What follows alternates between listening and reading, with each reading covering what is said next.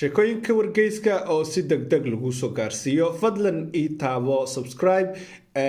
like-na igu dar halkan sheekadan waxay ku saabsan tahay Mareykanka oo muwaadiniintiisa ku booriyay in ay istaga baxaan dalka Israa'iil inta diyaaradaha ganacsiga ay wali socdaan sababo la xiriira khatar weerar military laga yaabo in la beegsado dalka Iran kadibna Iran ay isku daydo inay ka argoosato iyadoo weeraraysa Israa'iil iyo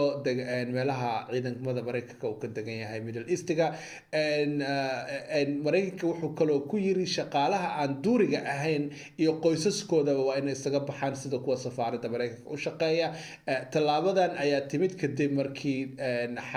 wada xaajoodkooda ay natiijo kasoo bixi weysay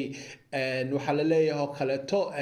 wasiirka arrimaha dibadda ee Oman ayaa si degdeg ah ku gaaray Mareykanka xalay isagoo doonaya bal Mareykanka inuu joojiyo dagaalkaas uu doonayo inuu qaado